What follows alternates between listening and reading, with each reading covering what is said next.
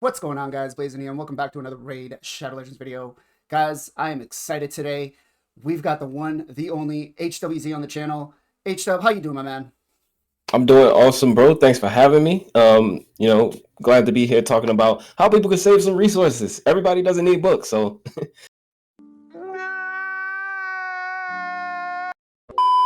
thanks for having me, man. Yeah, thank you for coming, man. Thank you for coming. It's always a pleasure to have you on. Like I said, from the first time, I've always been a fan, and just keep bumping that, Raidzilla down the street driving in my big UPS truck. um, Nice. So yeah, we're gonna talk about what champions don't need books, and specifically we're gonna talk about legendary champions, right? Because a couple of weeks ago I did a video about where to obtain the legendary books, and a lot of people were, some people can't get to that stage of like 3v3 arena and stuff, and I figured it'd be good to get a perspective of a lot of champions that don't really need books and that you could use both in the early, mid, late, or even end game, right? Yeah, so first on the list is actually a champion that a lot of people are going to get early. It may take them a bit of time, as long as they stay diligent with the missions, and that is Arbiter, right? And a lot of people are going to argue that, yeah, no, Arbiter needs books, but she actually doesn't for her primary purpose, her, turn meter boost, that increased attack, right? You building the comp properly. She's not going to necessarily need books to get the job done that you need her to get done, right? She's bringing you an aura, you know what I'm saying? You get a good if your champs go down. If you are needing that revive more than one time in an arena battle, then you need to revisit the entire comp. But you can book a route, over time. But in the most immediate, no, this is not a champion that you absolutely need to book. The next one is actually going to be one of my favorite champions to Hanorok. And I use her in my Plat Arena pushes. And you really don't need her book. Actually, booking her in certain comps for at least Arena with her A2 can actually hurt you if she places her decreased attack and block debuffs. But you really just want her for the passive, the cleanse, right? Mm-hmm. And you can use her that way in Hydra as well too. I mean, unless you really need the block debuffs, but if you have like a Mighty Uko or something, you don't really need it. You just want the passive.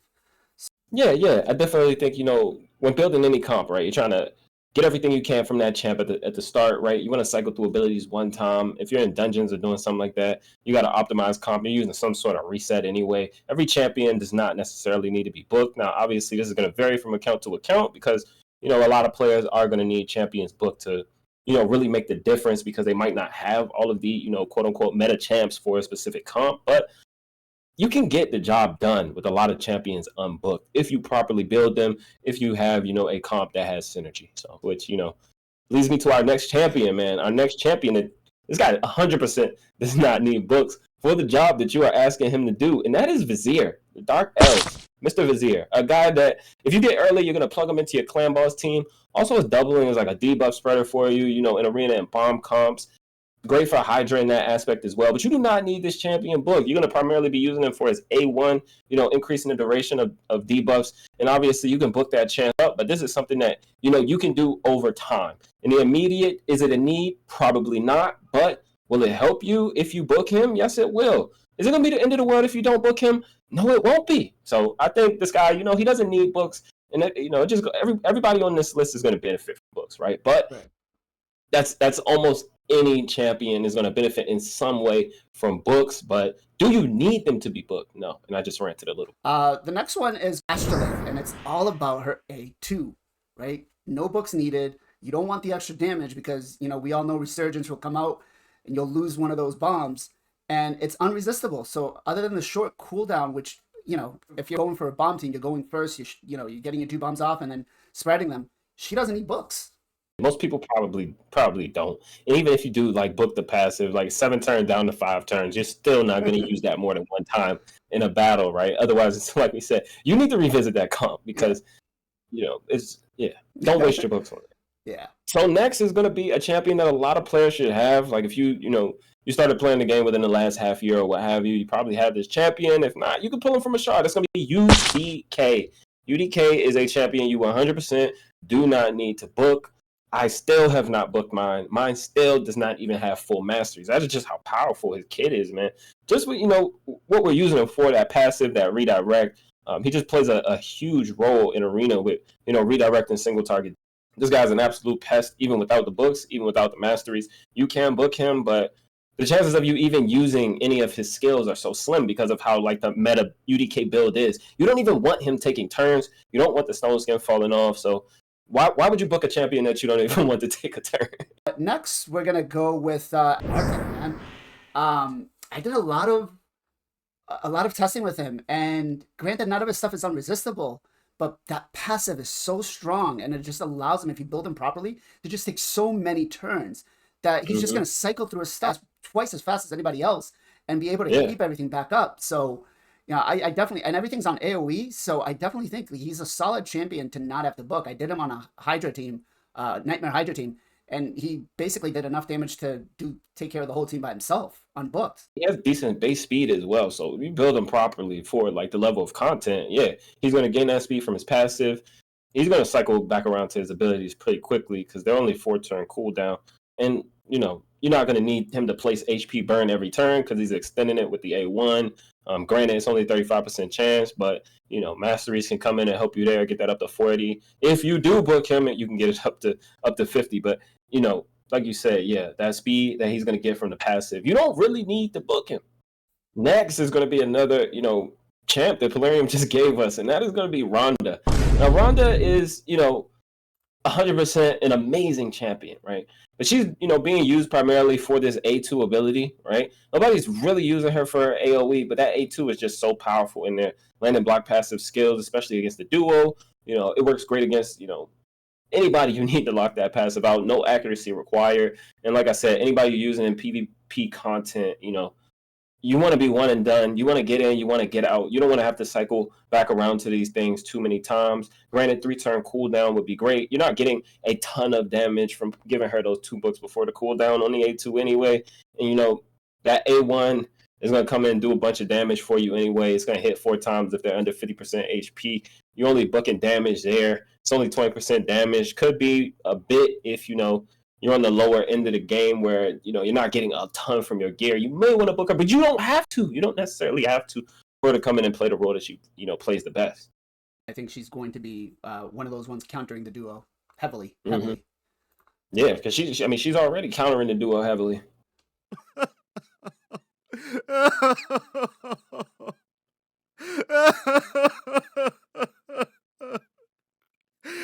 So next one, we're gonna go with Black Knight. I use him for Magma Dragon. I use him for Hydra, and it's all about his A1, man. That provoke, 75% chance to provoke. You don't get any extra chance if you book him. You just get damaged. Yeah, I'm actually using him in Magma Dragon, like every time, every level. This dude is he's amazing. I'm using him in Magma Dragon with 2 ally attack champions actually. So we keep that provoke up 100%. Yeah. And his passive doesn't need, it's on a 2-turn and it doesn't need a book. So, yep. You know. Next, we're going to be going with Stelton, same faction.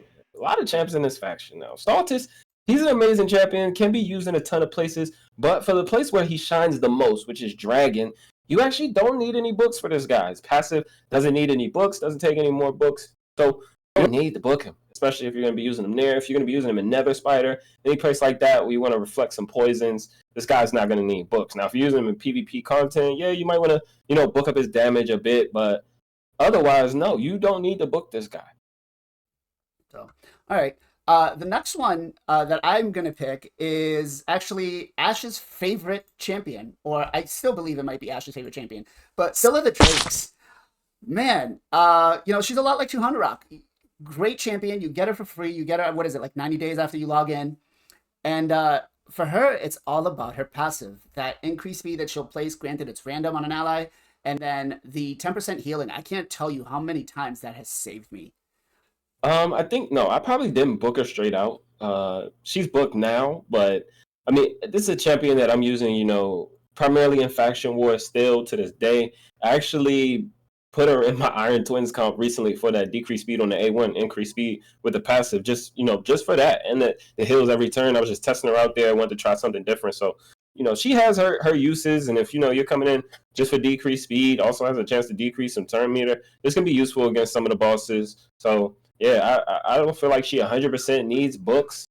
You might want to book that revive, but even still, it's a single target revive. Right. Booking it is not going to 100% make the difference in your comps, because if you got multiple people dying, Scylla the Drakes is not the one who's going to keep your entire comp going. Next on the list, we're heading over to the Skinwalkers. That's going to be Kornar. But Kornar, the champion, I would say he used to be kind of OP in Arena. I remember Scratch had he used to run the Kornar army, I think he called it. But he's just sitting there provoking you to death, right? You put this guy in a provoke set, good to go. No books needed. You're just using his passive. It's going to counterattack, and keep you provoked. You don't need any books to make that happen. Oh, okay.